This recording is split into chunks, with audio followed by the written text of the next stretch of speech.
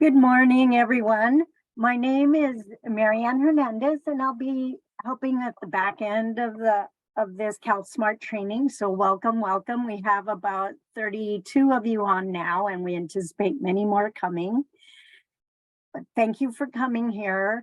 And just know that this training will be recorded, so it will be accessible to you afterwards if you have to leave. This is a 2-hour training. It shouldn't take 2 hours to do the training, but we anticipate many questions.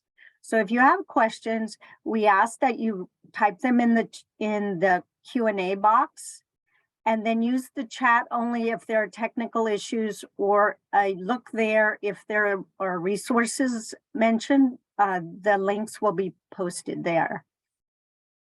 So again, please type your questions in the Q&A portion if you have questions as we go through, and someone will be monitoring them to ask our two speakers. And without further ado, I'll introduce our two speakers. They are Dancy Yang and Teresa McWilliam. So I'll go ahead and turn it over to you, Dancy.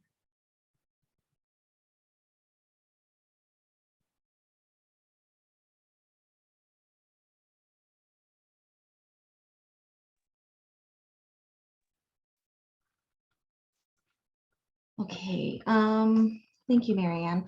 Let me do a quick check to see how many people are on before I start. I want to know if I need to wait a minute or two.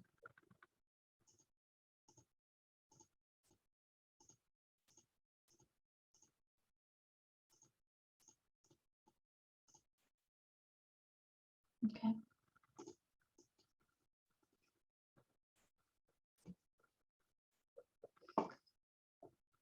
Well, hello and good morning. We have the agenda up for now.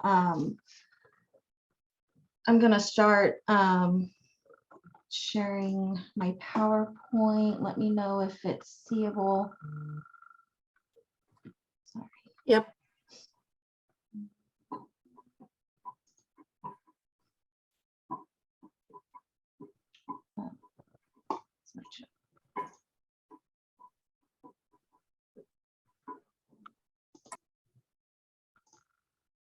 Okay, there we go. So hi again, my name is Dancy Yang. I am from Caltrans. I am the ATP reporting coordinator. Today we are going to be talking about CalSMART ATP reporting. I'm going to first off start with a little bit of a background on why we have to do ATP reporting. But first I'm going to pass it over to Teresa to introduce herself. Hello, everyone. Do I need to wait till I'm visible? I'm Teresa McWilliam. I work for Caltrans. I originally launched the ATP program. I retired at the end of 2020 and have come back as a retired annuitant. So I work part-time and just help on various different needs within the program to help make things better, hopefully. So I'll be doing a presentation later on today. Thanks. Thank you, Teresa.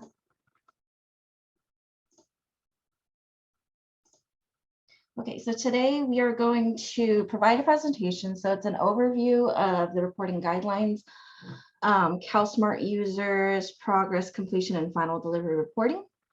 Then we're going to go over and kind of walk through the ATP reporting webpage, let you know where all the resources are. On there we have FAQs, deadlines, recordings of the webinars, and other resources like ATP counts and stuff. After that, we're going to pass it on over to Teresa, who's going to do a CalSMART tutorial. So how to get to CalSMART, how to register for an account, and then walking through each and every tab that you users would be filling out in order to submit the report. At the end, we're going to provide a little bit of time, given about 30 minutes. We're going to answer any questions that you all may have. And if there is no questions, then we can adjourn early. Okay, I'm going to walk right into it. I'm going to start off by providing a little bit of the SB1 Accountability and Transparency Guideline overview. So the SB1 Accountability and Transparency Guideline requires that all agencies, as soon as they're adopted into the program, have to submit the progress report. So at the soonest available reporting period. Regular ATP projects have to report in CalSMART, whereas quick builds do not report in CalSMART. They report via an Excel template. So progress reports are due quarterly, so 4 times in a year. Completion reports are due within 6 months of construction or consultant contract acceptance, project becoming operable, or for all NI activities are complete. Completion reports for those that have combination projects, so projects that are funded for the infrastructure portion of work and the non-infrastructure portion of work, you only have to submit one CalSMART report. Completion reports are due when the latest activity is done. So for instance, if the infrastructure work is done prior to the non-infrastructure work, the completion report is not due until the non-infrastructure work is done. Same goes for the final delivery. Final delivery reports are due within 6 months of completion of all project activities. This includes final reimbursement and after user counts. Supplemental documents are provided on the ATP reporting website that I'm going to walk everyone through. That also is required to submit outside of CalSMART. So a little background for those who do not know, progress reports were always required in CalSMART. As soon as the SB1 project started coming in, completion and final reports were always submitted outside of CalSMART. But luckily, the CalSMART folks were nice enough to say, hey, let's include completion and final delivery into CalSMART to make it easier for local agencies to submit those reports. But unfortunately, there's some supplemental documents that still have to be turned in via an email. And those supplemental documents, again, will be found on the ATP reporting webpage that I will walk everyone through.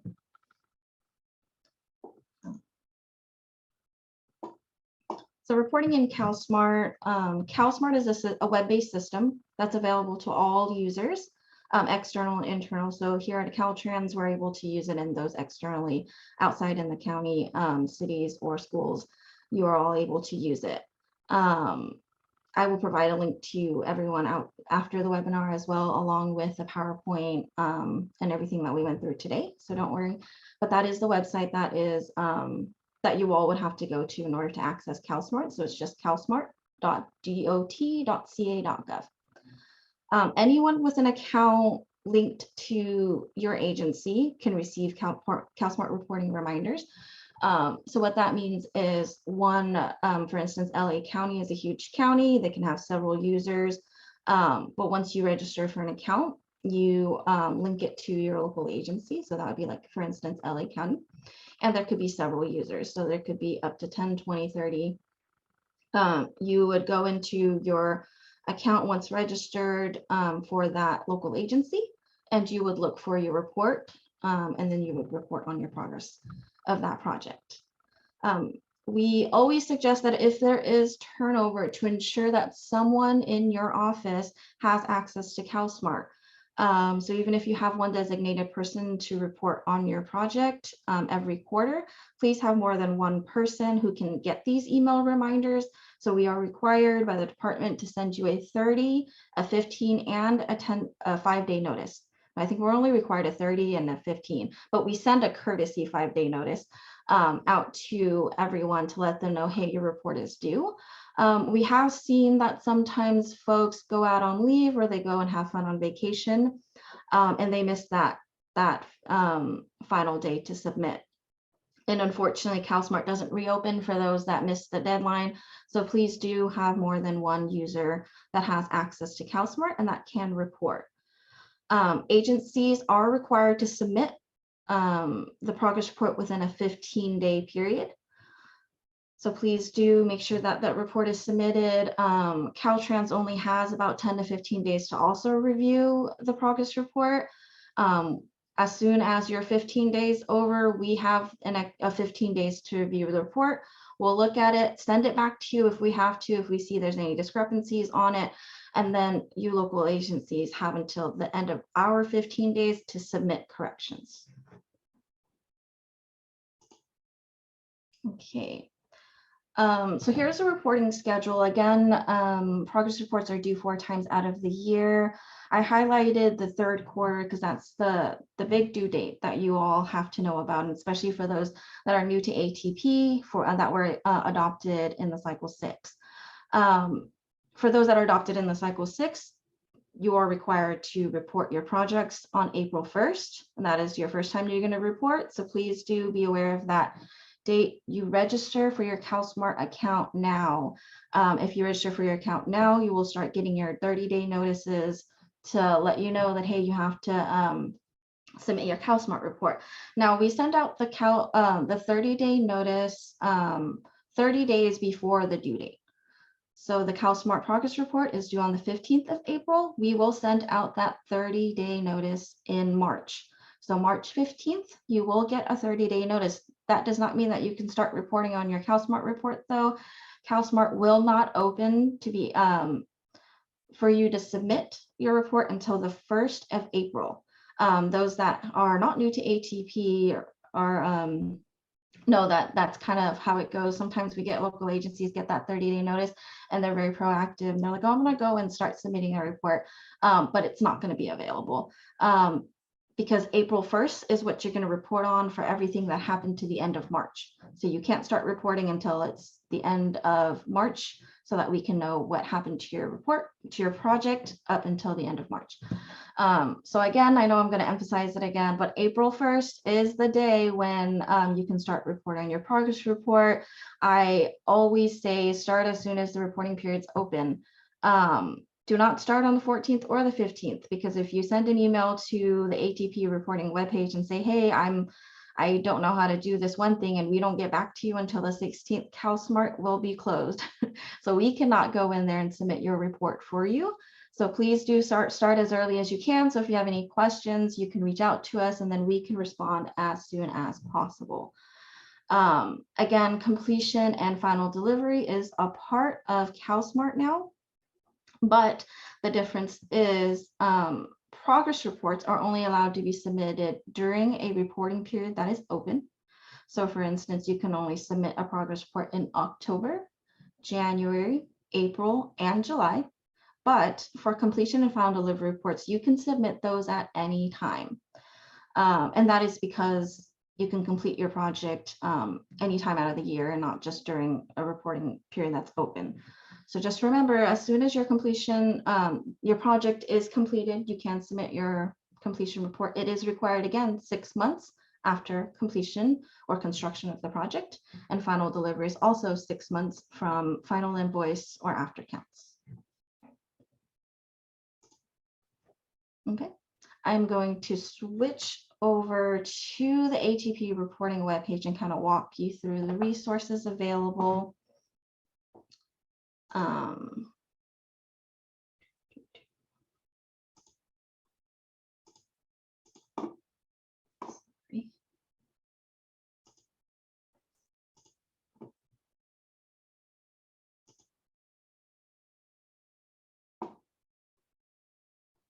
So for those that are not familiar with the ATP website, so if you go on Google and you just type in Caltrans ATP or Active Transportation Program, you'll get taken to our main webpage on ATP.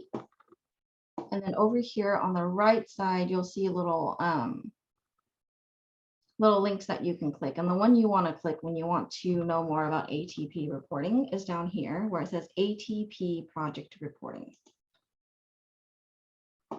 So here is the ATP webpage. I wish I could get rid of that. There we go. So it's pretty simple. It explains a little bit about, upon acceptance of the ATP project, you're required to report your quarterly according to the SB1 accountability and transparency guidelines. And then it explains a little bit of the consequences for not reporting. And that can include written warning, required to appear before the commission, agency placed on a watch list, and for most erogenous situations, ineligible for future allocations or programming actions or reduced reimbursements. Again, like I mentioned before, please do ensure that you have more than one user in CalSMART. I've heard multiple reasons why folks couldn't submit a report, and a lot of times it's just one person that's out. So please do ensure you have a backup when you are not available, because again, it is only open for 15 days.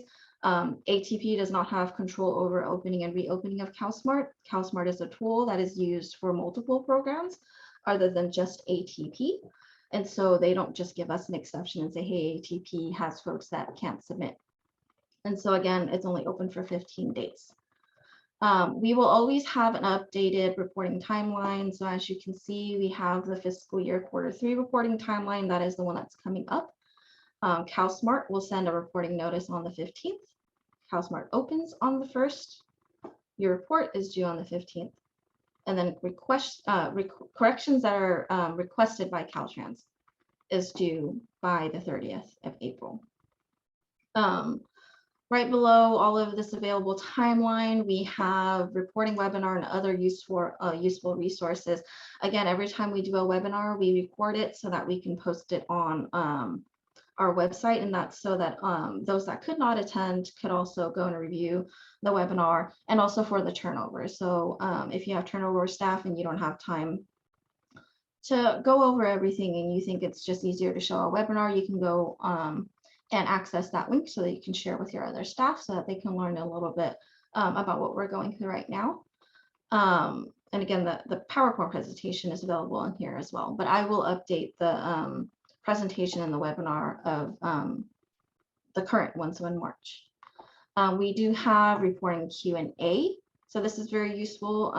A lot of the questions that you may have, we've heard before. So we've put them all together in a Q&A. So, you know, if you ever have questions and you don't want to bother us, or you feel like, oh, you want to get a quick response, because we do get a lot of emails during the reporting period, and you want to get a quick response or an answer to your question, you can go to the reporting Q&A. And then we have an outcome versus outputs little link, so you can kind of look over the differences that we require. And then ATP user counts data. So the ATP user counts data is something that Teresa had put together to kind of help local agencies kind of get the gist of what is in the ATP interim counts guidance. So ATP is one of the programs that requires user counts, so before and after user counts, and it's a very lengthy document. And so Teresa was nice enough to create a short PowerPoint that kind of just highlighted all of the main points. I would not use it as an all catch-all for everything. I think it's really good for all. I just want to know the gist of what ATP user counts is and a little bit of extra information there. But if you want details about how to do an actual count and all that stuff, please do go to the interim count guidance that's linked up here. That will provide all the details. And then counts, when to do flow. So a lot of the questions that we get is, well, when do we start requiring ATP user counts? So when you submit your report, if we notice that you don't have your user counts, but you're supposed to, we'll send it back to you. But just a gist of what you should know is that before counts are required in the progress report. So right before you start your construction, or for non-infrastructure, it wouldn't be construction, but as soon as right before you start the construction phase, so non-infrastructure is a part of the construction phase, you do have to submit your before counts. And then we don't require the after counts until final delivery. So before counts are due in the progress report, before construction, after counts are due in the final delivery. Completion report, you are not required to have the after counts, but you should be working on them. And then here's a little quarterly progress report section. It has the link to CalSMART here, so you can click on there to register if you don't have an account. And then for quick build projects, again, you're not required to submit in CalSMART. Instead, we have a template that is also linked here. You would click that, fill out the template and send it to us. We do personally at ATP Caltrans send out a separate 30 10 and 5 day notices to the quick build folks. So we have a list of those local agencies that we submit a separate email to. But just in case you don't know where to get the template, this is where you get it.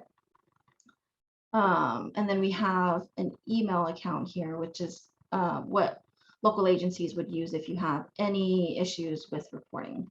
And that's all progress reporting issues. And then we have a link for completion and final delivery report. So again, it gives a little gist of when the completion and final delivery reports are due. Just letting you know it's available in CalSMART now, but down here we have a table. So this table will let you all know what kind of forms are required for your project. So again, CalSMART, you would submit the reports, but you are still required to submit supplemental documents. Those supplemental documents are sent to this email account. It's atpfinalreporting@dot.ca.gov.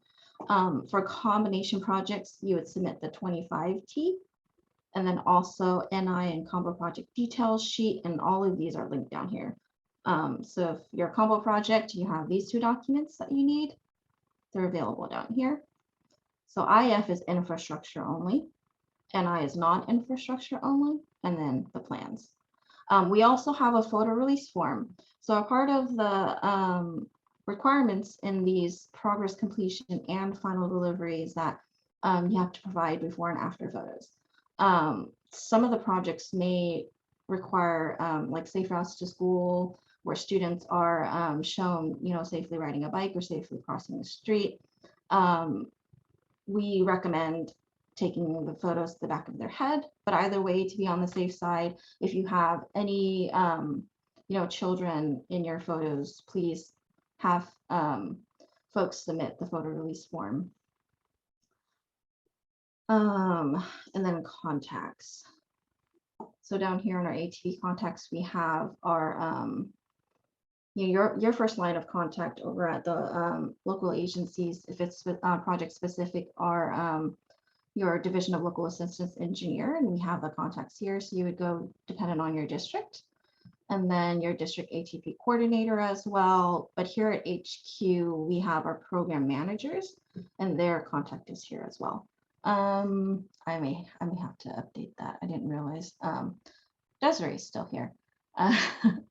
But Trina and some are no longer here, but I will update those to the most current program managers for infrastructure and also non-infrastructure. So we have different program managers by district and also by project type. Okay.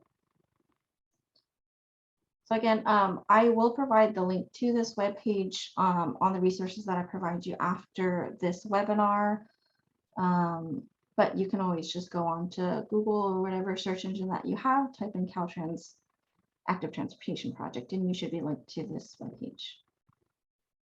Okay. Now I'm going to stop sharing. I'm going to hand it over to Mary Ann.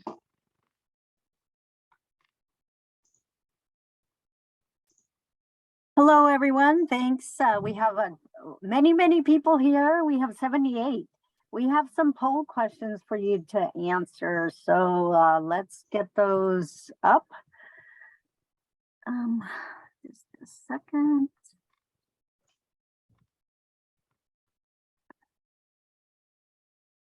Okay, so please answer this first question. It's a quiz on what Nancy covered early on, and select your best answer. Thank you.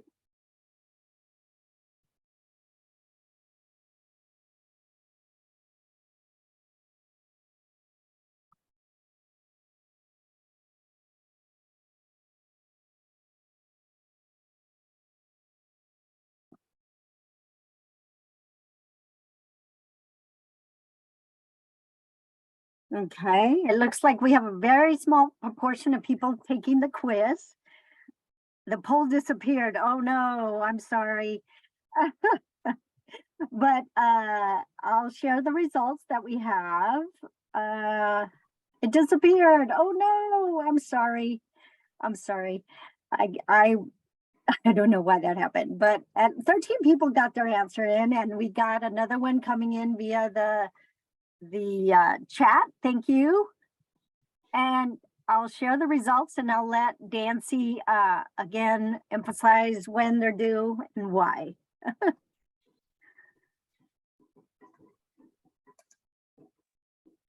Okay, yes. So the question was, what is the due date for this progress reporting period? And yes, I do see some folks saying it is April 15th. Thank you, thank you, thank you. I love to hear the correct answer. And yes, that is it. Okay, we have another poll question for you. Let's see here.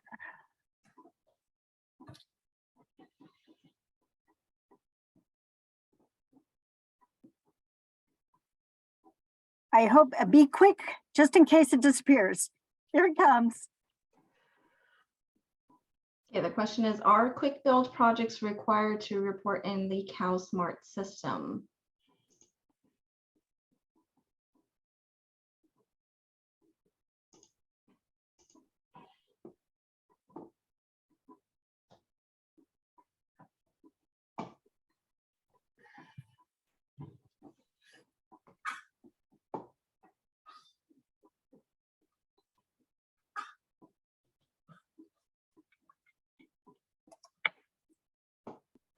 Okay, it looks like we're slowing down with the answers.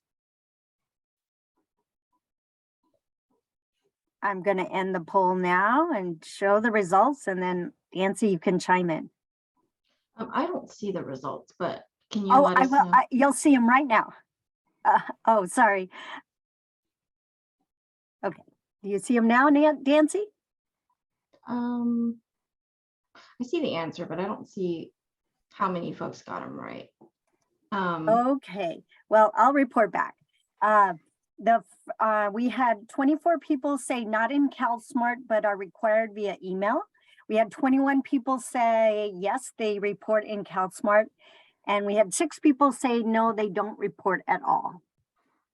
Yeah, this is why I love these poll questions. So the answer is actually not in CalSMART, but are required via email.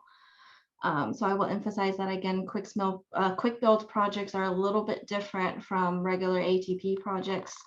Those are funded to quickly build projects that are not permanent.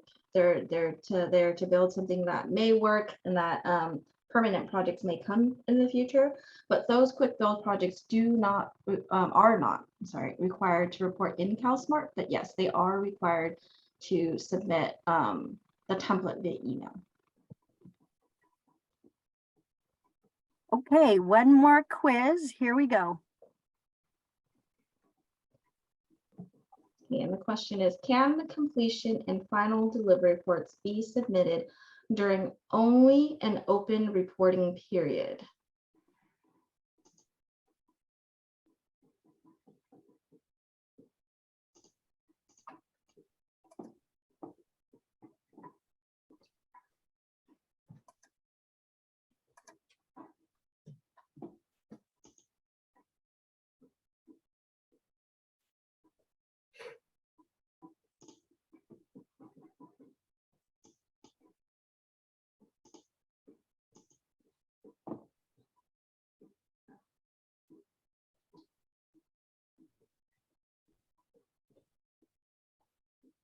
Okay, we have a slowdown in answering, so I'm going to end the poll.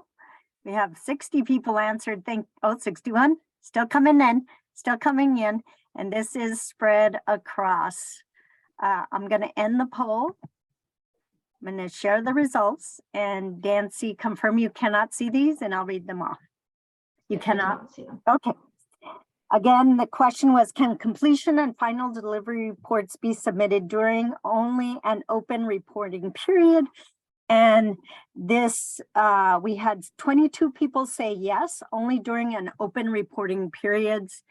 3 people said only after an open reporting period.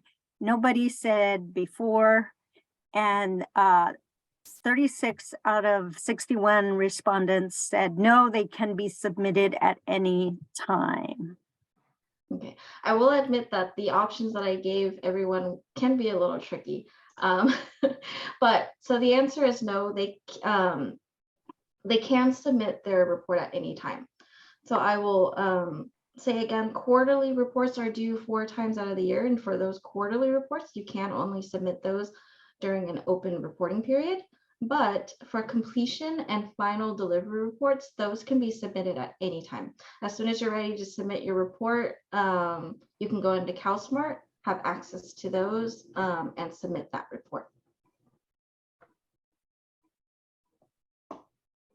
Great. And are we ready for Teresa? All right. You want to share your screen? I am sharing my screen. Can you see my screen? Yes. Yes.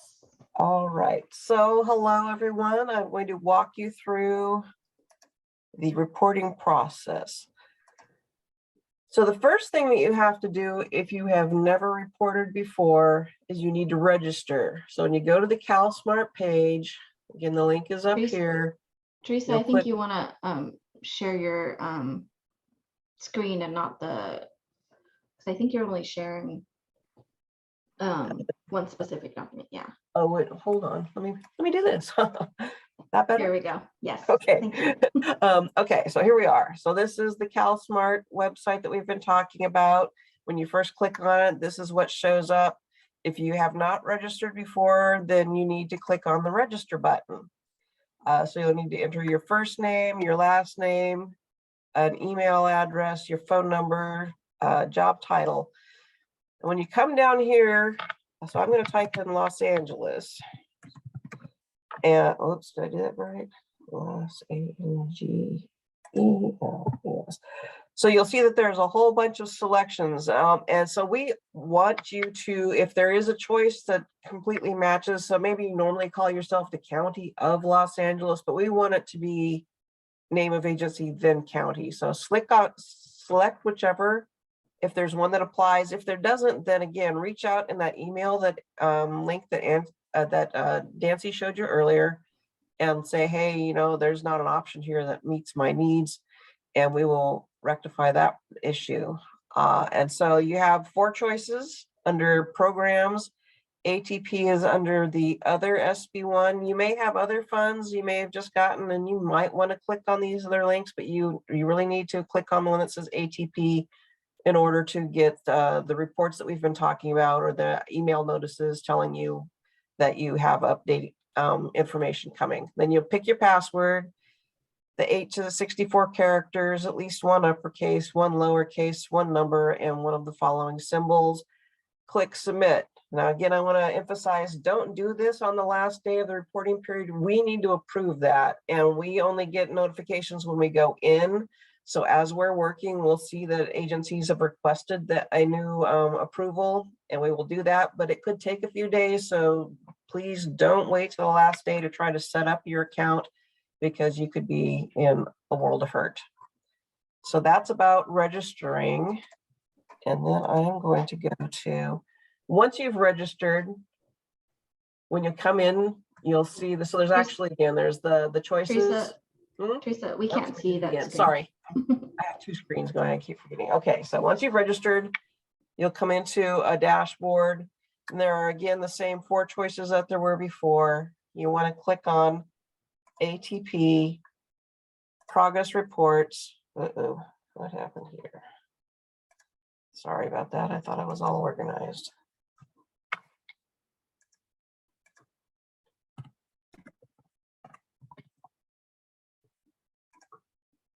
Log in again, click on the ATP progress reporting. So when you come in for the first time with a project, you can click on the reportable projects list. If you start working on a report, you save things and you log out, after that, it will end up over in these other silos. So you're going to start here with reportable projects. There's a whole list. This is all LA County projects. And I'm going to click on this one. And then it says down here, you can either create a progress report or create a completion report. So again, we're new to this, so we're going to click on create progress report. And as you open items up, anything that's in gray, you can't change. That is being downloaded from another database or other information someplace else. So this one's already been preloaded with a contact, but if you're now taking over the project midstream, you can change this information. And down at the bottom, you have the save button, and that's your first step every time you come in. So now this has been moved into that next silo. And so if you log out right now from here, then it's not going to be in that same first box. It's going to be moved over. But so here, again, as you go through the first time, look at all of this information. Down below, there's so we create the project ID, but the title, the program, we create so the district should be preloaded. This number is something that we create, that the agency is all correct, that the project description is all correct. So if it's been an MPO selected project, they may have given you less money. So the description could have changed, the scope could change, the benefits could change. So if this needs to be updated in some way, again, go back to that email address that we pointed out, and we'll need some sort of documentation from your MPO saying what they approved. And we can get this corrected, but you can go ahead and submit your report the first time, and we'll work with you on correcting information. Project location is a new addition to this the process, and so you're going to come in here. So it has been preloaded for this one because I've been in here before. So, but you have to agree and okay. And you have a couple of different choices. You can draw a point. So maybe it's a school, maybe it's an intersection. Go ahead and draw just your point. And so there's up above, you can type in an address.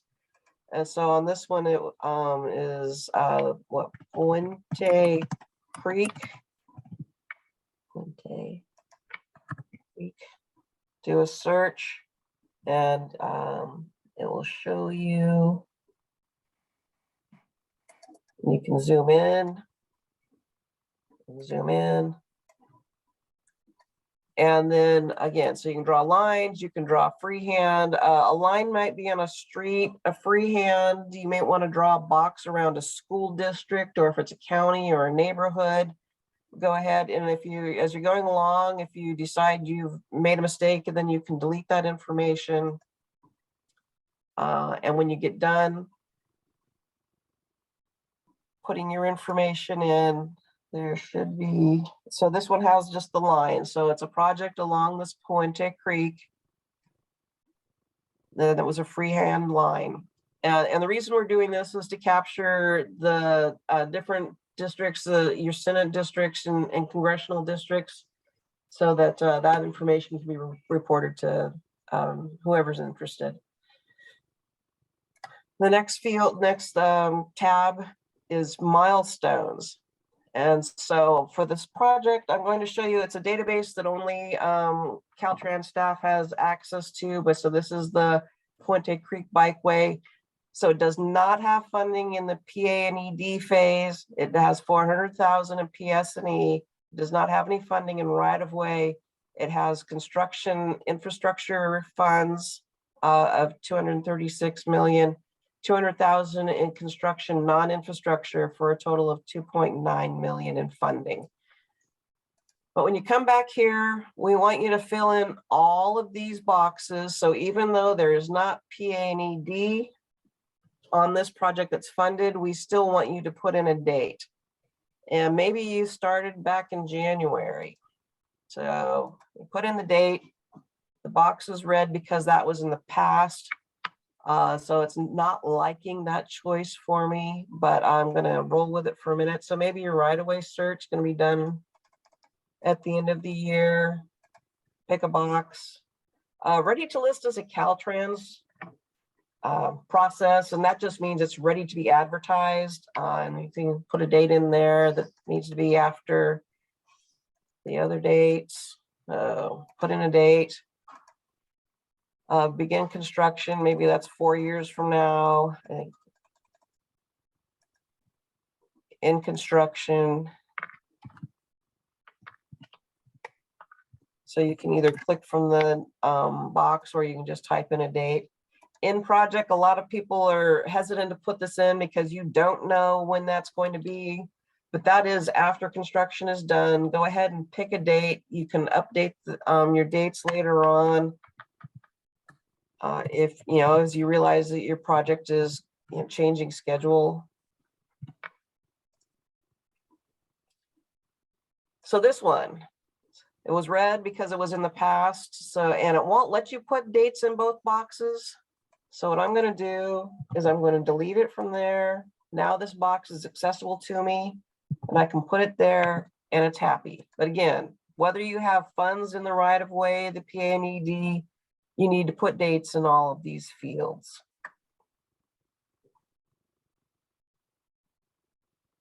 And then as you're, you know, if suddenly you realize that this date's no longer going to happen, you can move it forward and adjust dates as you come into each progress report. Go ahead and look here and see if there's something going on that you didn't realize, you know, has changed from last time. So those need to be updated as your project progresses forward and things change. And then next time you come into this same project for the next quarter, you can go down and all this information you've put in, if you want to retrieve it, you can copy data from prior reports. You don't have to go in every time and reinvent the wheel. Just bring the data over and it will be repopulated, and then you can adjust it from there if you need to. So that's a great tool to copy your data from the prior report. Okay. Time extensions. So again, we only want, you have to go to the CTC, get a time extension approved. And there are a whole bunch of, there's allocation for each of the phases, award for construction only, expenditure for each of the phases, and completion for construction only. And if you get a time extension for 6 months and you only use 5 months, don't go back in and change the information here. It again, it's, these have already been taken an action. It's been posted, approved by the CTC. So this project already has time extensions. Let's see if it's going to copy over. Let's see. But I have not put them in before. So, and again, the way I know that there's a time extension on this project is like I have my database. So I'll be going in, looking in the database and seeing whether or not you have this information. So there's, if you have both infrastructure and non-infrastructure, then use to put in the construction one, and I'll show you where to put in a note later, because a lot of times they could be different. And since we mostly want to track the construction funding, but if you have a different time, then we want to know that. And there's also one down here, that's the only other one. So I'm going to go back in to here. And so I have a 20-month construction, and I have, I think it was a 20-month expenditure also. After you put in information, there is a save button down below. Click save. And there's the information. Going on to the next tab, which is funding and expenditures.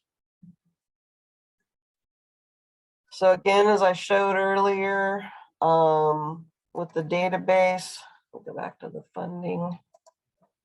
So there is the 400,000 for PS&E, and that is showing up correctly up here. And then it's 2560 for the combined infrastructure and non-infrastructure. And then as an agency, so you have the PA&ED, you're doing something, you can put in any local funds you've spent. Maybe you've spent 100,000. And maybe you've already completed, so you've spent the 100,000 at completion. Maybe you've started your PS&E and you've spent 40. Oops, I want to do that there. 40. You haven't started on your construction yet. So again, you'll save. All that information is shown. Outputs. So this has been pulled over again from that database that I keep going back and showing. And can I pull over copy data from prior? Okay. I do refresh. So again, the first time you're going to have to type all these in.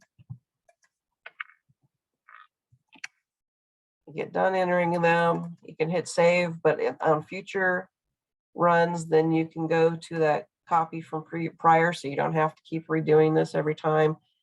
If you've decided that you're adding information, you can go to add, whoops, outputs. You can go and add an output. And then just, I want to make everybody aware, if suddenly you've decided you're only doing one of these, there's a scope change request process, and that has to be approved. So if you start changing things, then you need to go through that process. And anywhere where it's not matching and it's going to have a peach box. We aren't using outcomes yet, so there's nothing there. At some point in the future, we hope to be using outputs. ATP user counts we've talked about, and there's a whole video on how to do information for this. The corrective action plan. So anywhere, again, so I talked about you having a different time extension for your construction versus your infrastructure, non-infrastructure. And so you might want to say NI time extension is, 15 months, and put that there. So we realize that you've understood. So cost, this has now come up as a red square, because, and it's going to do this to you every time, because you've only spent 40,000 of your 400,000. And so you can just say, costs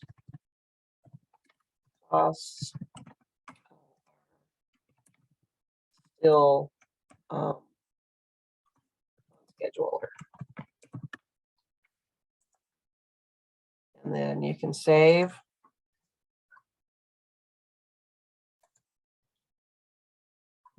This benefits, so no changes to benefits.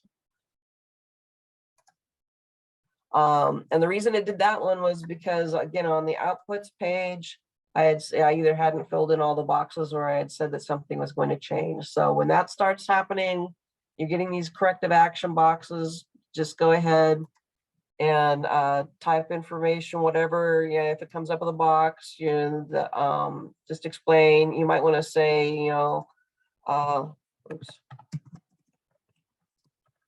Only I could type local funds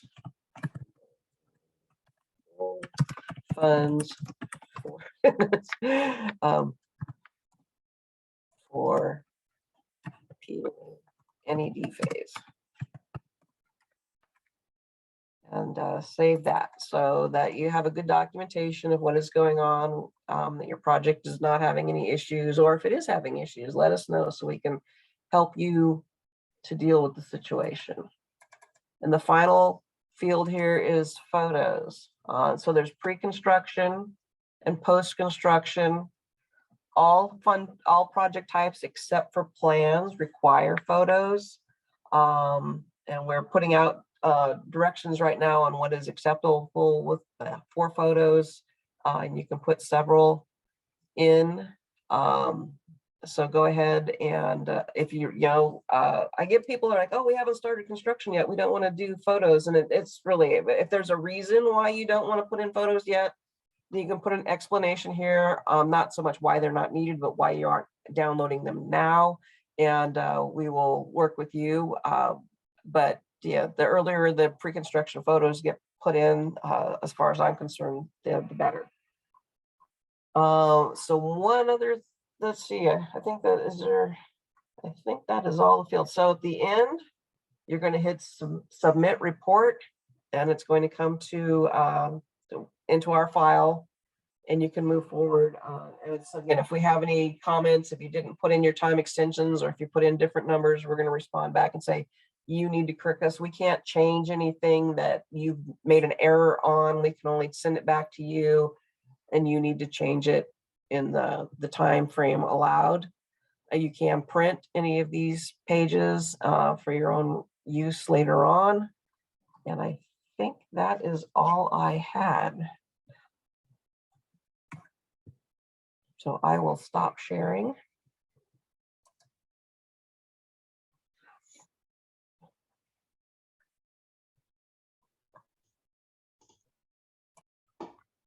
Okay, thank you, Teresa. All right, thank you so much, Nancy. and Teresa. If you have questions, I know some of you submitted questions in the chat, but if you have a question, just to keep it separate and keep us from having to go back and forth. If you have questions coming up, put them in the Q&A section or the chat. Dancy, Teresa, anything else to add before we go to the Q&A? I don't have access to see the Q&A. I just want to Okay. make sure everybody else does. Okay. Yeah, I do. I certainly do. Okay. All right. I'm gonna go to, someone asked, what is the scope change request process?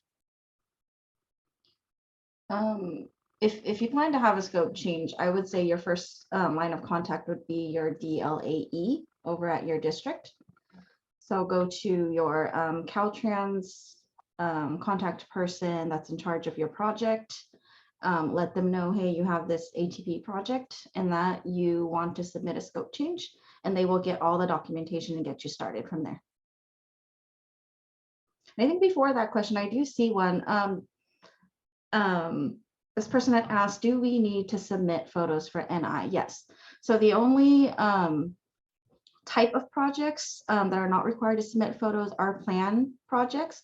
So non-infrastructure is required to submit before and after photos. Like Teresa mentioned, we're planning on putting an easy cheat sheet on our ATP reporting webpage that can kind of give you an idea of what we're looking for as part of those photos. But yes, the answer to your question is yes.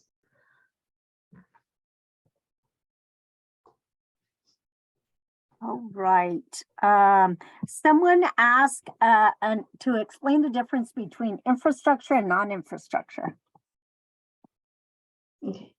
So infrastructure, when it comes to Caltrans, are physical projects. So if you're physically building something, whether it be a sidewalk or a bike lane, physically building something is an infrastructure.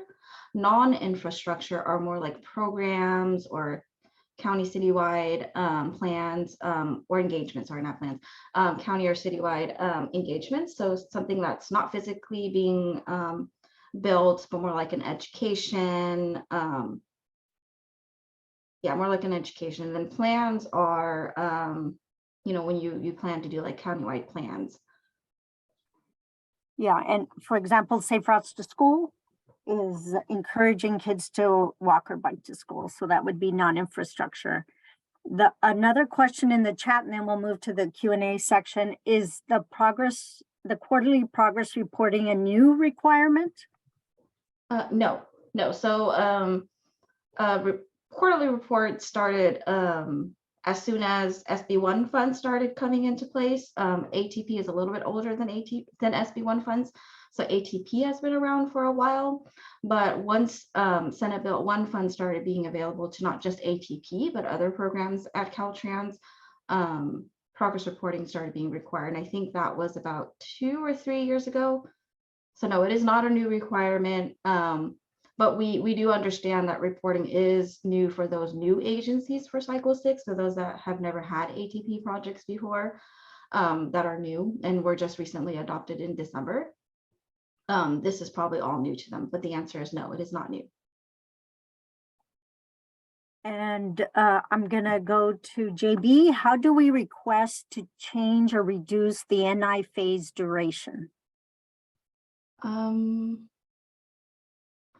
Is that of the duration to complete the non-infrastructure? I would personally, if I was a local agency, I wouldn't reduce time. I would use all of that time available. So again, you only have 3 years to complete. Use all that time available, and if you finish early, then you just submit a completion report early, and that's when we know you've completed. But yeah, I would never ask to reduce, because you never know. If you ask to reduce now, within a year later, you find out I shouldn't say this, but if another COVID happens or something, you know, something happens, then once you are limited to time, you can't go back and get that time back.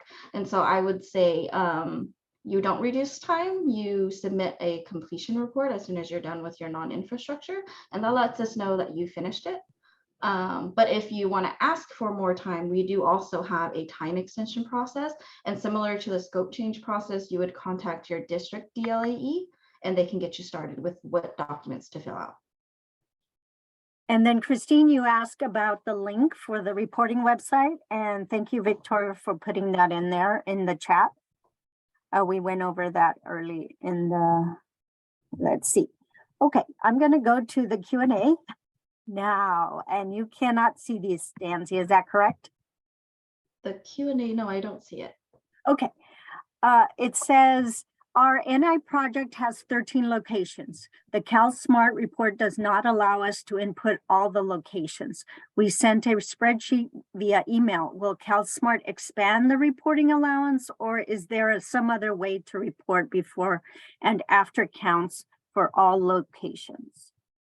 Yeah, thank you for that question. I think the workaround for now is to provide that separate document and send it to us over to the ATP reporting webpage.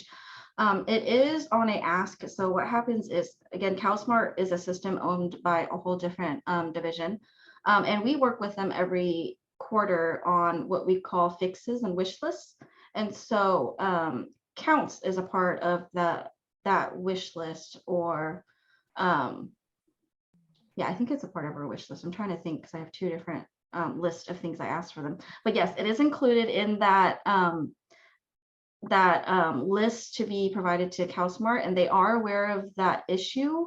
And they haven't let us know how long it would take to get that implemented yet. So it may not be available for the April quarter, but we are working with them to add more. Great, thank you. And then we have another question. Is the quarterly report requirement in addition to the annual reports due July 31st and December 2nd, or does this replace the annual report? I don't think I'm quite sure about what annual report that person was referring to, but Caltrans is required to provide semi-annual reports. So maybe that's what that person's referring to. So local agencies are required to report quarterly. But what we do at Caltrans is we take those quarterly reports. So we take 2 of the quarterly reports and we collect that data, and we use that to be included in our semi-annual report.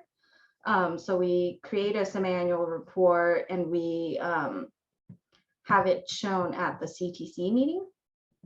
So maybe that's what they're talking about. But yes, local agencies do have to submit quarterly reports. We do use what local agencies provide to us in each of those quarterly reports. We collect them for both quarters and provide a report out to the CTC and the commissioners. We have several questions and one that wants you to show something, but I'm gonna, if that's okay, where'd you go? I'm going to skip to simpler questions and go back to your question because they're requesting for you to show something again. This Leslie Yantero says, can you go over expenditure reporting? Do you want to know how much has spent to date every quarter and what column does that go under? And this sort of overlaps with the other one, the other request. Jeff Valeros asked, can you walk through in more detail the funding and expenditure section on the progress report? I seem to always get an issue with filling out the planned expenditure completion, quote unquote, column. Perhaps explain how to fill this out if there become cost increases on the project. Okay. So for those specific questions, how about we answer all the other questions, and then if we have time at the end, we can go over that. So those that don't want to see that, they can get off after all the questions, and those that do want to see can stay on if we have time. If we don't have time, what I can do is set up a separate meeting to walk through that as well. But I'm pretty sure we have time. Okay, so hold on, Leslie and Jeff. This question says, what happens if we missed a correction email request and the reporting window closed? We So we try and work our best to ensure that we get a correction. And so if you're out and you can't make that correction, depends on what the correction is. If it's a whole entire report, then unfortunately, we're going to have to report it as part of the semi-annual report as non-compliant. But if it's, oh, you missed a time extension or something like that, we tend to just say it's fine, wait until the next reporting quarter, but ensure that you fix it at the next report. But yeah, usually if it's something small that we can kind of understand, you got the gist of the report, you reported most of what you're required to, we tend to say it's okay, just make sure you fix it at the next report. Thank you. Can you please confirm whether progress reports are required now for all ATP Cycle 6 projects, even if the current phase of the project is using only local funding and ATP funds are not expected to be used for another year? Yes, that's a good question, and that gets asked quite a lot. So yeah, the answer is yes. So as soon as the project is adopted into the program, you are required to start submitting progress reports. Now, the Cycle 6 statewide and small urban and rural selective projects were adopted in December. The first available reporting period would have been January, but we didn't want to put that requirement out for those Cycle 6 folks because that was too soon and we haven't provided any form of training. And so we let the Cycle 6 folks not submit for that reporting period. And so we skipped to the next available reporting period, which is April. But yes, the answer is yes. Even if you have not started on the phase that you are funded for with ATP dollars, you are required to report on the project. We want to know the life of your project, not just the portion of the funds that are programmed with ATP. Great. Thanks, Nancy. This is from Rod Tidmore. I have a CON plus NI project. The CON is a 4.2 mile multi-use trail. The NI component will be conducted at 10 area schools along the trail. How do you want this project to be mapped in CalSMART? We would want everything. So you would include your infrastructure, and that could be drawing the line on that stretch of the mile that you have, and then also pinpointing every school. So you have the option to use a point, so you can draw freehand and point. So I would recommend for the point to every school that you're going to do your non-infrastructure on. Great, thanks. I don't see any more questions in the question and answer right now, so I'm going to switch over to the chat. And thanks for those of you who are answering in writing. That helps tremendously, but I'll go ahead and ask it orally so others might have the same question. ATP quarterly reports happen separately than the CalSMART reporting? No. So progress reports are reported in CalSMART. Okay. The ATP quarterly reporting is now done through CalSMART. Okay, sorry, Teresa. That's Teresa's answer, and she's the expert. So next question, just a second, let me scroll down. We have some coming in from both places. How often does the CalSMART reporting need to occur? Progress reports are quarterly, so it's 4 times out of the year. And completion and final delivery are only due 1 time, and that's at any time when you are finished with it. So you will continue to progress report until you've completed the project. Once you've completed the project, you would submit the completion report. You will not be required to submit reports after your completion report is approved. You would then wait until you finish invoicing, finished your after accounts, then you submit your final delivery report. And once that is approved, you no longer have to report. Thank you. What is the timeline for collecting post-construction counts? What if the project completion comes before we are allowed to collect counts? Yeah, that's a really good question. On our ATP reporting webpage, we actually have a flow on there. that shows you when the reports due. I mean, it's when the counts are due. So if you can go on the ATP website, it'll say under resources or webinar and resources, it'll have ATP counts flow.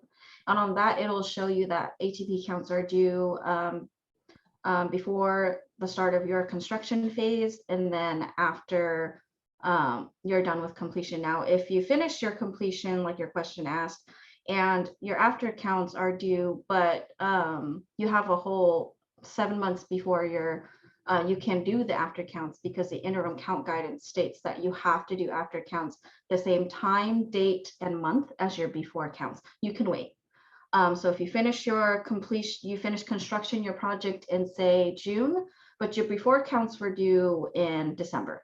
You can wait until December again to do your after counts. Or if you're, let's say for instance, you did your before counts in May and then you completed in June, you can wait until May again to do your after counts.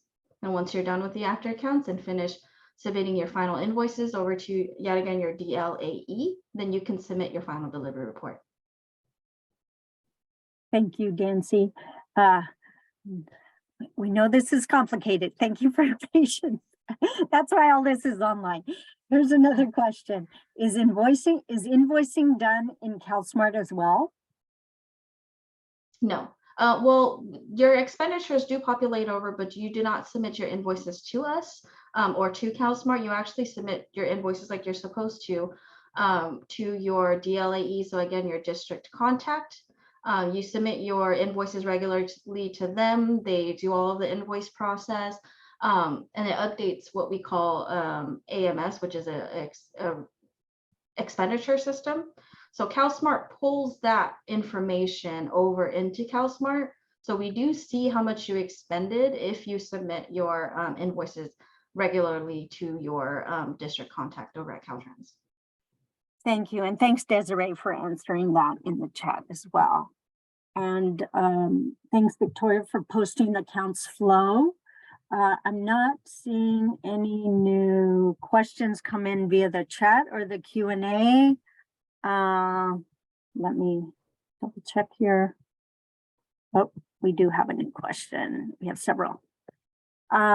If a project is only using ATP funding for the PS&E phase and will be planning to use local funding for construction, are we required to continue with the ATP progress reporting?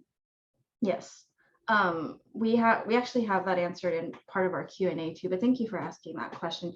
Yes, for any local agencies that are funded for only pre-construction phases. So for instance, PS&E, yes, you do submit your progress report as soon as you're done with the PS&E phase. No, sorry, not PS&E, your pre-construction phase. So even if your right of way is done locally, as soon as you're done with your up to your right of way, you submit a completion report. So that completion report will let us know that you're done with your pre-construction phase, but you still have to submit your final delivery report after you finish construction. So if you submit your completion report, you will no longer be required to submit quarterly, but we still expect a final delivery report from you. Thank you. Our project outcomes include start, middle, and end stakeholder meetings. Do we still need to list all the outcomes every reporting period?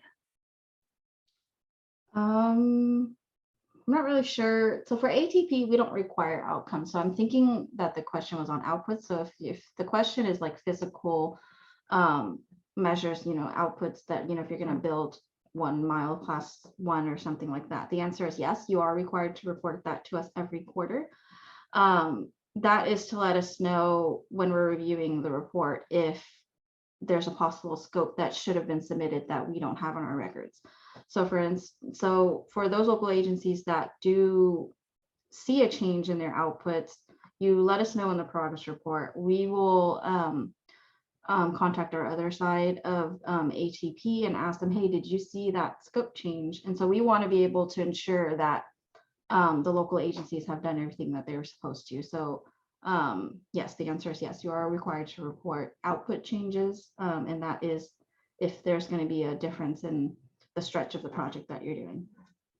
And this person specifically asked about stakeholder meetings, so that includes stakeholder meetings. Yeah, I'll jump in and say, so for non-infrastructure, basically, on the counts, it's one program or 5 programs, and so there isn't any drill down any further than that you can report. Great, thank you. Yeah, and I will add for the progress report, yes, but if there is any changes to what you plan to do, you do have to reach out to the ATP program manager. Ours is Angela right now, and they will have to review your 25R, I think is what it's called, 25 or 22R. Sorry, the title changes, but it's the same thing. It's 25R and it's Angela Shepherd. Angela Shepherd, yes, thank you. This is from Ranjit. Our funding ends June 30th, 2023. We were part of cycle 4 funding. We have only 2 reports left. Are we now to start reporting via CalSMART? If you're ending in 2023, you should have always been reporting in CalSMART. Again, CalSMART has been required for about 2 or 3 years now. And so if you haven't gotten a call from us saying, hey, you didn't get your progress, we didn't see your progress report submitted, there may be something wrong. So please do reach out to us at that ATP reporting at dot.ca.gov email, and we can track it down. Great. This is from Rob Tidmore. Our project will create a new multi-use trail along a rail corridor, and I think I already asked this, but maybe not, that currently doesn't have public access. Therefore, there are no existing users. How should we report before counts for such a project? Use parallel streets? No, so go ahead and just, you can assume your users are 0. There's a methodology box on that page. Go ahead and put a comment there that it's a brand new facility. There will be no pre-construction users. Thanks, Teresa. All right, yeah. All right, I don't see any new chats or questions coming in.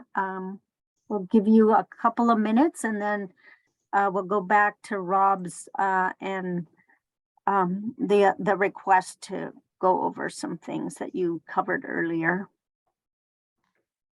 Okay, so for those of you that don't have any more questions, you can exit out. Again, this recording and also resources will be sent.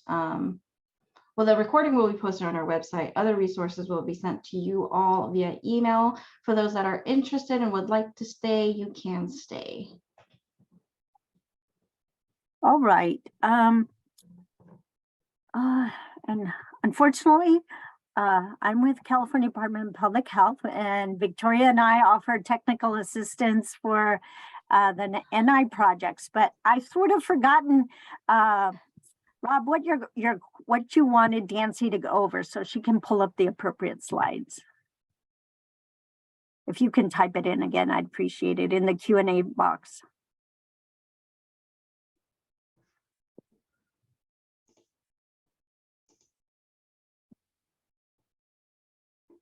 I remember someone asked about going over the expenditure tab.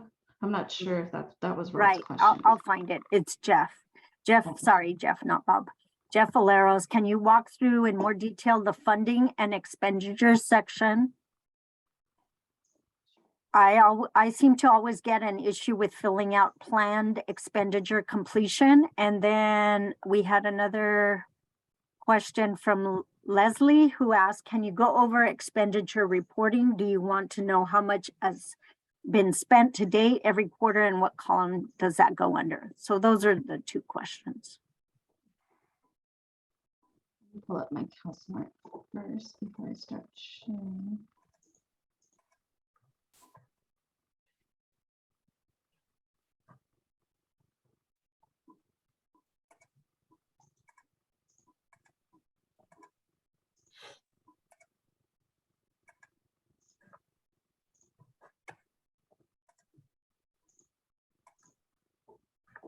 Okay.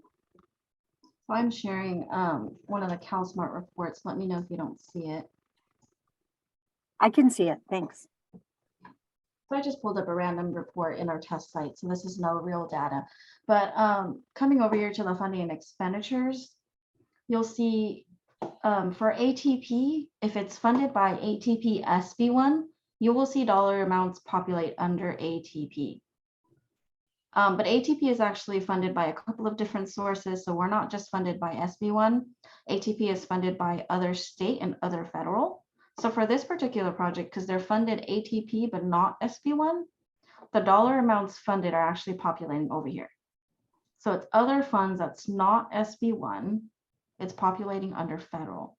So this particular project, you'll see PA&ED funding. Yes, they allocated. They're approved for 120,000 for PA&ED, and it's federal ATP funds. And then expenditures, if it's blank, that most likely means that your local agency has not submitted an invoice over to the district contact yet. And if you haven't submitted an invoice or you haven't allocated, or for this instance, they allocated and showing. But if you haven't allocated, this area will be blank. So you will not see the 120. But it's very possible that you feel like you already submitted up to 40,000 of invoices, but it's not populating here up to date or up to the end of March when you're going to be reporting for April. What we learned as a workaround, and again, it's a workaround because CalSMART was built for several other programs. And so the other programs, they're local and private and all that stuff populates, but for ATP, it does not. And so for us, we enter the amount expended under additional local, and we totally understand it's not additional local, but that's just the amount that you've expended so far if the expenditure is not populating. So let me see. I'll get rid of this. Okay. I was hoping there was something different so I can show you, but so for instance, this one expenditure, the full 120 is populating that it's been expended. Now, planned expenditure at completion is the amount that you plan to expend for the entirety of PA&ED. So for instance, if your program for 120, but it's going to cost you with local funds and everything 200, then you would enter 200 here. And then additional local, you would enter the amount that's the difference between. So that would be 80. So that we can tell at a glance that, okay, you're expended 120 of ATP federal dollars. Your it's again, it says additional local, but we would understand that as local dollars or local or other states if it's CMAQ or anything. And that's 80. And your total that you plan to expend for the entirety of PA&ED is 200. There could be times when you're expending and you've only expended, let's say 40. But you plan to use the full 120, but your planned expenditure at completion is 200. So for instance, let's imagine if it's 40 that has been expended so far, but you plan to expend the full 120, the additional local amount would be everything that's left over that has not been expended to date, plus anything that's local, so that it'll equal the 200. And that would be the same for every other phase. For ATP, we only require PA&ED, PS&E, right-of-way capital, and construction capital. But so we do require support too, but we don't want you to enter it under support for right-of-way or construction, because the way our accounting is set up is that they lump it all into capital. So if you do have support, please lump it into capital. So if you have right-of-way support of 20, go ahead and delete that, add it under right-of-way capital, same thing for support. And again, planned expenditure at completion is the full total amount it would cost for you to finish that phase. So that would include all local dollars, all other Caltrans dollars, and then ATP. And again, additional local, we fully understand that it's not additional local. It's just that the local and private dollars do not populate for ATP. And so you have to enter it in there so that we can understand. And if you feel like, oh, this spreadsheet doesn't really make sense, it doesn't explain everything that I want it to explain, go ahead and go to the corrective action plan section. And here under cost, you can explain it to us. you can say, you know, we expended up to 40,000 as of 3/31/2023. And then, you know, locals is going to cost X amount. And then other funds, if you have RIP or CMAC or anything like that, you can also input that in here too. But yes, we do want to know how much you expended to the end of that reporting period. And you're almost always going to be putting some sort of comment in the corrective action plan under funding. Yeah, and I do want to say it. I hate the term corrective action because there is no comments back and forth. So you can see that there's a comment section here, but that's because I'm logged in as an admin. And so there's no other way for you to communicate to us what how, you know, any questions or any additional information that you have on the report. And so you would do that under corrective action plan. That doesn't necessarily mean you have a corrective action plan. We fully understand that. That's just our way of going in and can kind of read and notate, you know, all these explanations that you're giving to us. And the more information you give to us before you submit, as soon as you submit the report, better, so that when we're reviewing it, we fully understand. We don't have to send it back to you back and forth and all that stuff. That'd be great. And that's the same for outputs or anything that you have on your report. So let's say you're building, you know, a couple of linear feet less than you originally thought. Let us know in the corrective action plan so that we can have our program managers review it and determine if it requires a scope change or not. And then I can't see the chat. So is there any additional questions on this? I'm sorry, there is, but Jeff, if I got it right, asked for clarification. So to confirm, he says, I heard in your example, if I only spend 40,000, but I intend to expend the full 120,000, I should put 160,000 in the additional local, so that my total would be 200,000. If you have not completed it, I guess it all depends. If you're working on the project and you have not completed PA&ED phase, and let's say the expenditure is not populating at all, you can enter the amount you have expended to date under additional local. And then the planned expenditure again has to be everything included to complete PA&ED. But if you have finished your PA&ED phase, but your expenditures just hasn't matched up yet, that's where it gets a little bit harder. And I've noticed a lot of local agencies get you know, tripped up about it because they can't submit the report. Unfortunately, there's a check in CalSMART that basically does not allow local agencies to submit the report if they indicated under milestones that they've completed PA&ED, but your expenditures aren't accurate or equaling to each other. I don't like that because it doesn't make sense. You can complete a phase and still be invoicing. But unfortunately, that's the CalSMART system that doesn't allow you to submit if that is true. So if that instance does happen, let's say you finish PA&ED, but for some reason your expenditures is not showing 120 because you only invoiced up to 100 or something. The CalSMART system won't let you submit because it's not equaling to each other. And so if 100 is populating, you have to enter that extra 20 because the total expenditure has to equal planned expenditure. So again, if you have 100 that's populating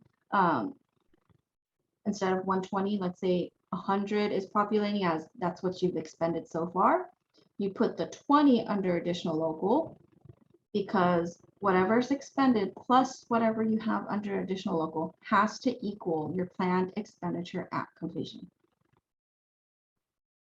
Thank you. It's confusing. Thank you, Nancy. We do have another question that came in. Are we able to submit a completion report without doing before counts? Instead, are we able to submit both the before and after counts in the final delivery report? No. No, because the requirement under the interim count guidance specifically states that before counts are due no more than 6 months before the start of the construction. And if you all want to ask your questions verbally instead of having to be quick on the draw, do raise your hand. Jeff, you kind of disappeared. Oh, there you are. So I'll go ahead and unmute you and you can ask your question. Yeah, I appreciate you, Marianne, for for reading my comments. I figured I'd just ask a follow-up question. Thanks so much, Dancy and Teresa. I just wanted to confirm, going back to that example that you explained. So if you had mentioned if I was finished in PAED, yes, the total amount needs to add together on planned expenditure. But if in my example, I was just wondering if I'm in the middle of PAED, do all those amounts need to total that amount on the rightmost column, or it can just be, or not? No, so that requirement doesn't start coming in until you've completed that phase. Gotcha. Thank you. Anybody else have questions? You can raise your hand and you'll be popped to the top of the list and I can unmute you or ask you to unmute yourself.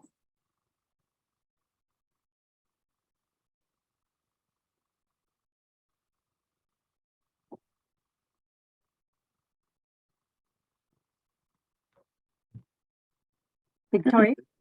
Sure. Hi, Dancy. This is Victoria.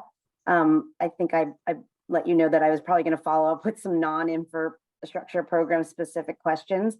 So I want to circle back to the question about reporting on stakeholder meetings.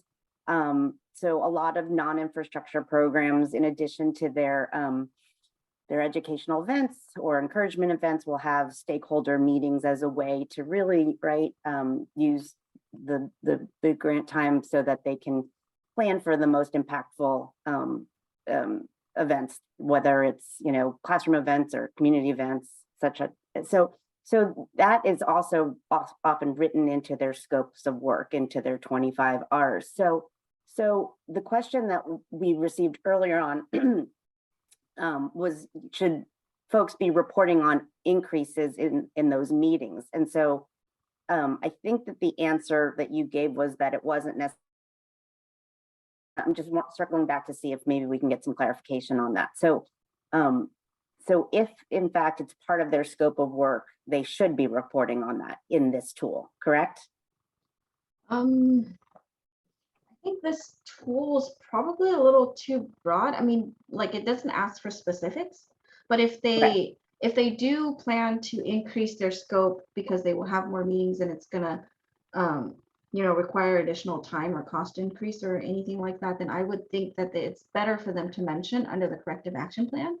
No, well, this isn't really about like changing the scope. It's just delivering the scope. So are non-infrastructure programs reporting on the delivery of like their outputs in this tool? Do you have I hate to ask you to pull something up right now, but maybe we can think about that. I can pull it up real quick and show you. Okay. So I'm gonna say yes to you not sharing, and I'm going to share. And can you see my screen? Yes. So again, so as we've said before, with CalSMART, it's covering a whole bunch of project types, programs, different funding. And so they've only created so many widgets that you can use. And so for non-infrastructure, so this project that I've pulled up is just not that general info, is just an NI. So it's an active education outreach project. So it doesn't have any construction funds at all. And then under outputs, your choice here is just one each, non-infrastructure program. That's all that you can show. So again, if you want to comment on something, you can go into the scope or the benefits and say that you've done more or something different. Again, if you're starting to do something different, you need to get an approval of a scope change or a modification. But this is the only place, because again, in here, outputs, it's strictly one each or 5 each or however many within the actual reporting document. Okay.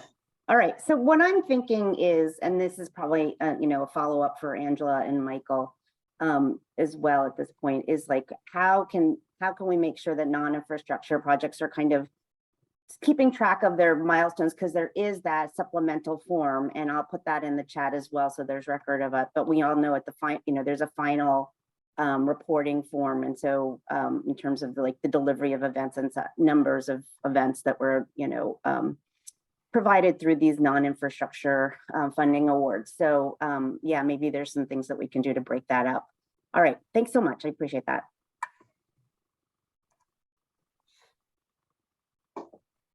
Great. Thanks, Victoria. Yeah, that I thought of that too.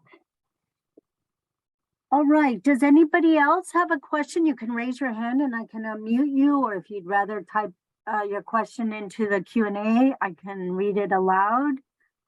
We have a few people dropping off, but this has been a great interactive session. So if you have a question, please let us know.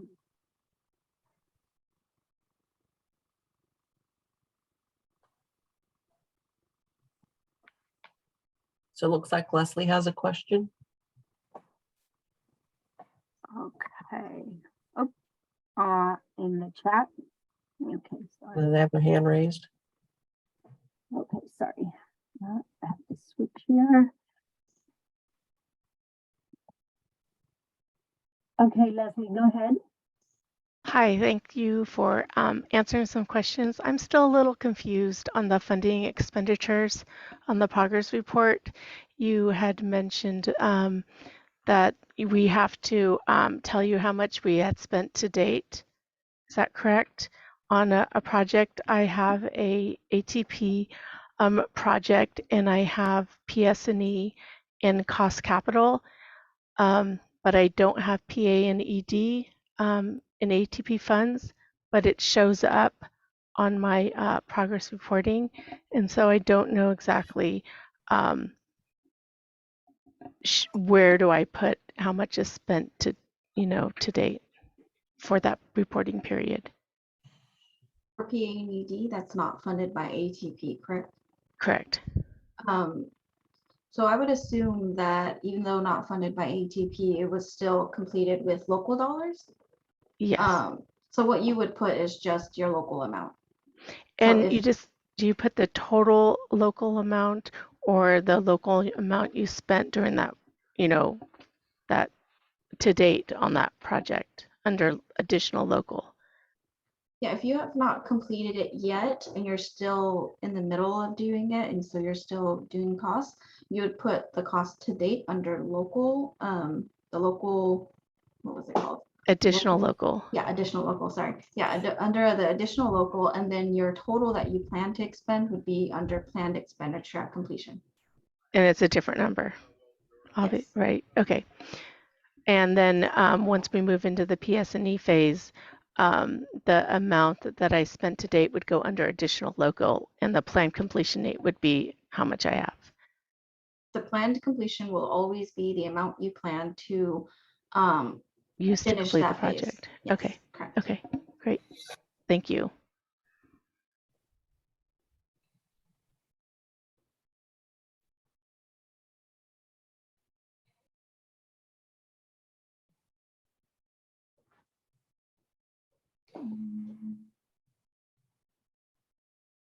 I see a note from Linda. Says our admin department invoices for ATP and the amount invoice populates in our report.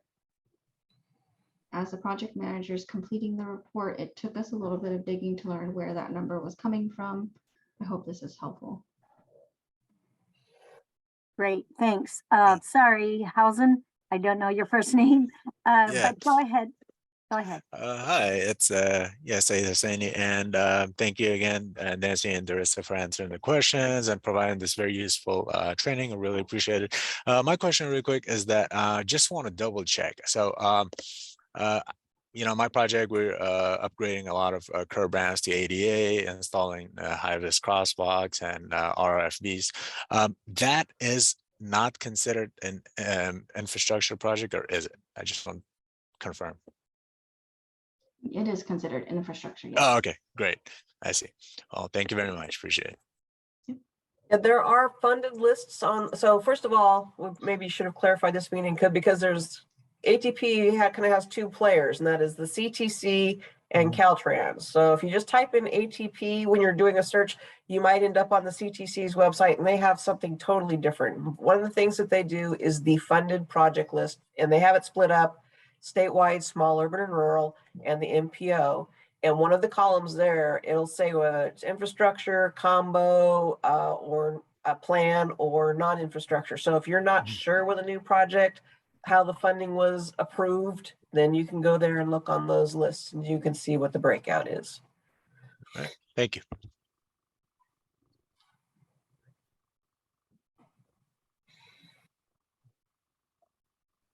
Heidi, we have another question in the chat. I think you can see the chat. Is that correct, Dancy? Yes, and the question says, are there any changes to the LSR SB1 reporting with the next reporting due July? Unfortunately, I don't know anything about LSR. I always assumed everybody was required to report quarterly. I had no idea that the next reporting is due July. Sorry. Do you know anything, Teresa?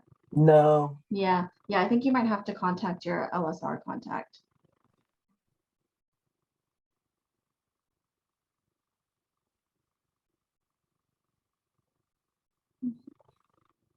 Let me see if there's any hands raised. I don't see any.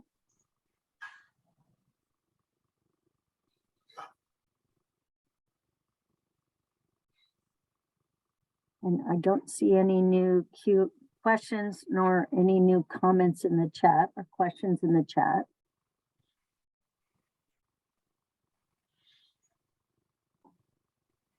Okay.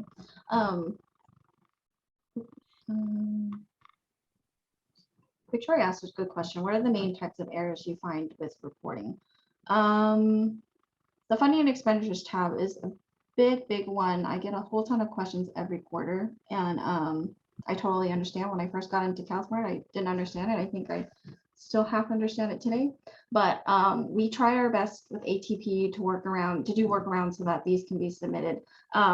Again, at a gist, if we look at the funding expenditure, as long as you provide us everything that can explain what you're doing with your expenditures under the corrective action plan, we typically approve it because we know it's the CalSMART system.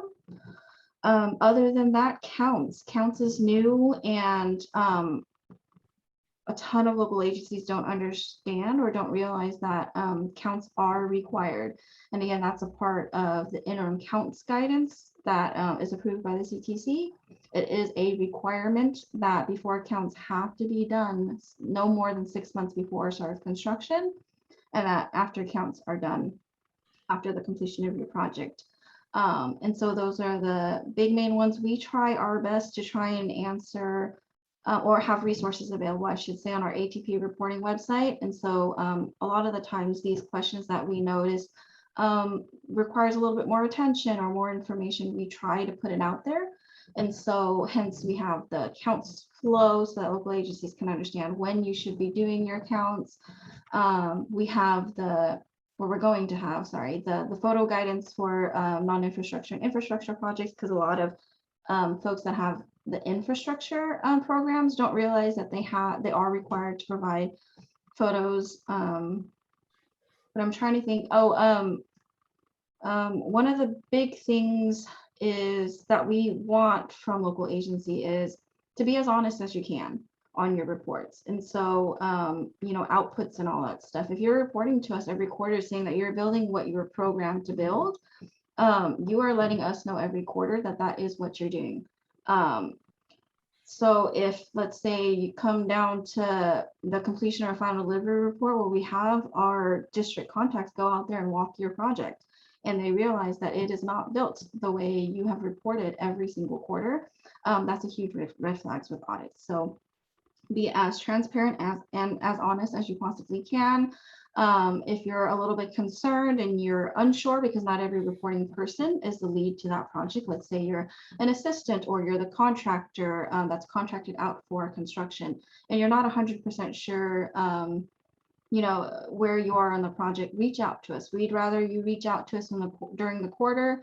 We can figure things out now before it gets too late. For me, it's time extensions. I usually actually start there. That way I know if stuff's going back. It's like, okay, I'm going to document that your time extensions and this is wrong and this is wrong and this is wrong. But that's usually, if that's right, pretty much everything else is okay. So. Great, thank you. Thank you. Good question, Victoria. So the three were we'll go backwards, Nancy. You said be as honest as possible. And then the previous two were, The funding and expenditures tab is yeah, one of the main ones, and then photos. and photos, that's right. Yes. And also because we're at the non-infrastructure and we're helping people put together project profiles, especially for non-infrastructure, please, when possible, please sign, have them sign a photo release form. Yes, and I do want to add that the project profiles is a way for us to showcase how important ATP is so that we can continue to get funding provided to local agencies. There's obviously a need, right? We have tons of applications every cycle. We want to showcase that ATP dollars are doing awesome. And so these photos that you provide to us in these reports are very, very crucial. We have people create the project profiles to showcase to the commissioners at the CTC meetings everything that you're doing. And so thank you for adding the photo release. Yes, please do have that submitted, even if you feel like, oh, I'm not sure if I'm required to add a photo release because you can't see anyone's face. I would recommend get it done anyway so that everything's covered. Yeah. Great. I want to thank Victoria for adding all these links. Thank you, Victoria. Yeah, thank you.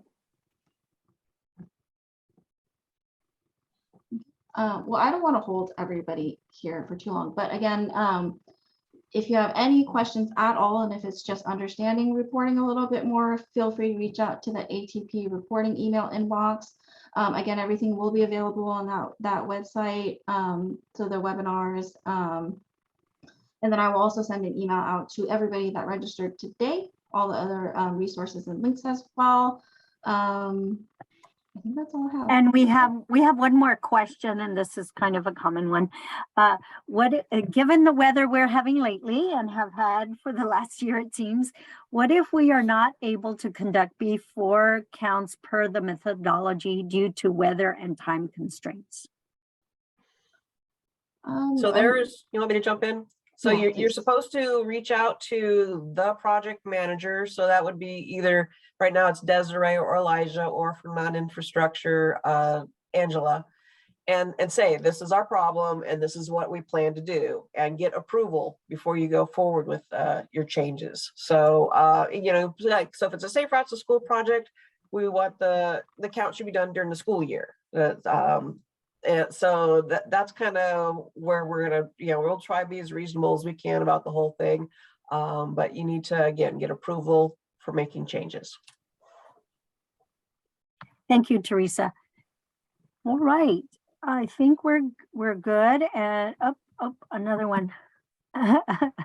Oh, okay. And we already got that one.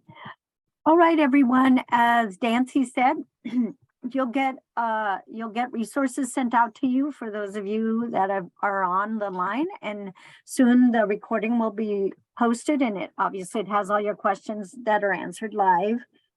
And by all means, reach out to them if you have more questions. Teresa or Dancy, if you have more questions. And thanks so much for everybody for attending. And if you know of colleagues that need this training, we are also doing this training tomorrow between 1 and 3. Oh, and I want to add, we will have a survey once you leave Zoom. Oh, yes. Please do fill that out. It lets us know how often we should be doing these, and what other things we should be adding. Great. Thank you, everyone.